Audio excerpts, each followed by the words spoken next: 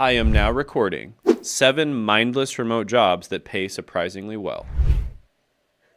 Look, I get it. You want a remote job that pays well, but it doesn't drain your mental energy after 8 hours to the point where when you go home, you don't have any energy to do anything other than video games and Netflix. Now, most people think that you need specialized skills or an advanced degree to make good money from home. Dead wrong. Today, I'm going to be sharing 7 remote jobs that are relatively mindless, meaning you can do them without constant problem solving or creative thinking, yet they pay surprisingly well. We're talking about jobs where you follow systems and processes rather than reinventing the wheel every day. And the best part is many of these jobs build transferable skills that can lead to even higher paying opportunities down the road. Now, if you've been researching for remote work that won't burn you out but will still pay your bills, this video is going to blow your mind. But one quick favor, if you're excited to discover these opportunities, then smash that like button right now. It helps more people see the video, and trust me, people need this information. All right, let's dive in. Job number 1 is an assistant production scheduler. So this job pays $65,000 to $75,000 per year, and it's for an assistant position, not even a full scheduler role. And what makes this job mindless is you're not creating complex production plans. You're maintaining them. Your main responsibilities are updating workflows in Monday.com, organizing scripts, tracking assignments, and maintaining timelines. So you're following systems, not inventing them. As Mike Liddell, CEO of Lean Scheduling International, puts it,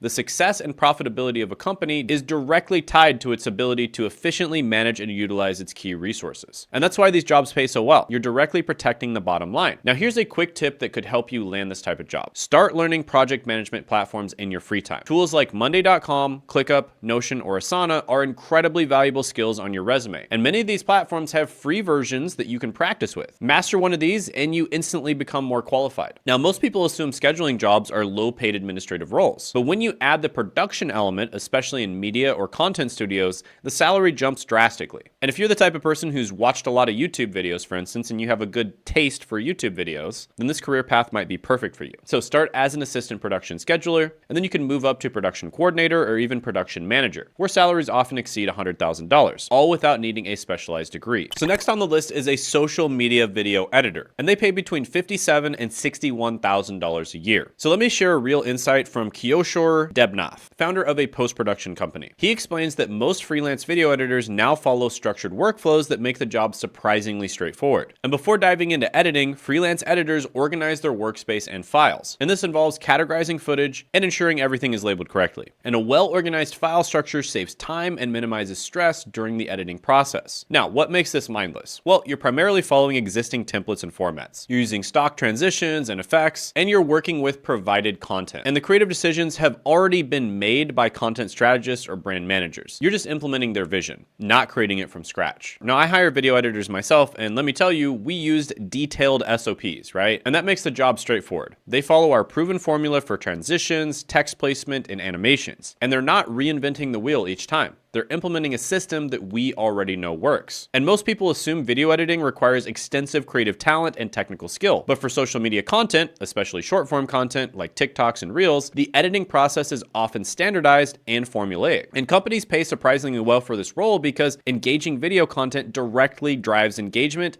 leads, and sales. And a single viral video could generate thousands in revenue, making your salary a worthwhile investment. And this skill development is excellent too. You're building foundational video editing skills that could lead to more creative editing roles, content creation positions, or even digital marketing management. Now, one place to start is obviously watching YouTube, right? Because if you're a content consumer, you're going to be a better content producer. But we actually have an entire guide on basically a crash course to creating YouTube videos. And this is going to be great for you if you want to get a job working for a YouTuber or working for a company that's doing YouTube, or if you want to become a YouTuber yourself. Because there's a lot of job opportunities out there. There's a lot of need for people who have these skills, but there's not a lot of people to fill them. So there's basically a YouTube crash course, which we will put down in the description and the pinned comment below. I don't sell any information on this channel. I give away all the best stuff absolutely free. So definitely check that out down in the description and the pinned comment below. Now, job number 3 is a telehealth coordinator. And this role pays between $60,000 and $71,000 a year. And your job? Schedule virtual doctor appointments, manage patient information, and ensure a smooth experience for both patients and healthcare providers. Now, this is mindless because you're following established protocols and systems. You're not diagnosing patients or creating treatment plans.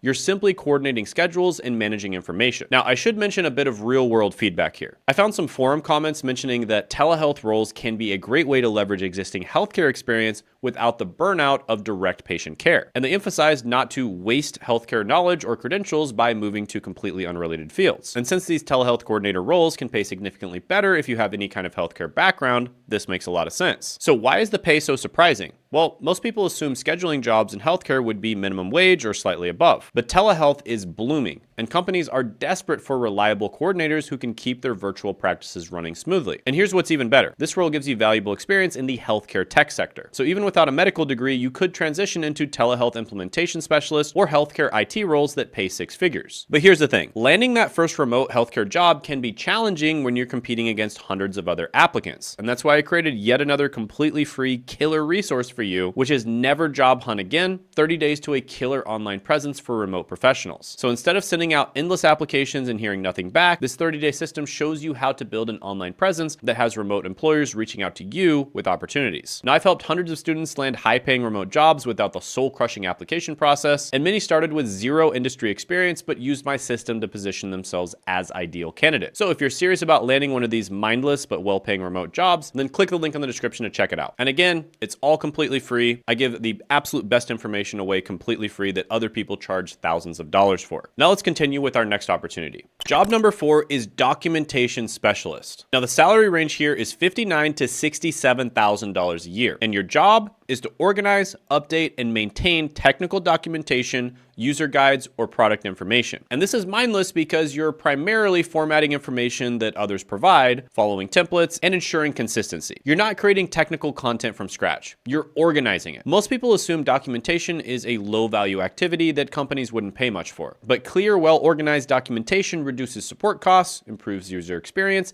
and even helps with regulatory compliance. And all these translate to real money for companies, which is why they're willing to pay documentation specialists well above what most people would expect. And the career progression here is solid too. Documentation specialists often move into technical writing, content strategy, or even product management roles, all of which can command six-figure salaries with enough experience. Now, before I share the next job, if you're finding value in these videos, hit that share button and subscribe button now. These opportunities could change someone else's life, and your share might help them find this video. All right, number 5 is technical support coordinator. Now the salary range is about $58,000 to $68,000. So this is not the same as technical support representative. You're not gonna be the one answering calls all day troubleshooting problems. Instead, you're coordinating the support team, routing tickets, managing queues, and ensuring issues get resolved in a timely manner. So it's all about following established protocols and maintaining organization. Now, most people assume anything with technical in its title requires an extensive technical knowledge. But as a coordinator, you're managing the workflow, not solving the technical problems yourself. And companies are willing to pay well for this role because efficient support coordination directly impacts customer satisfaction and retention. And one misrouted critical issue could cost them a major client. Now, the skill development here is incredible. You'll gain exposure to project management, team coordination,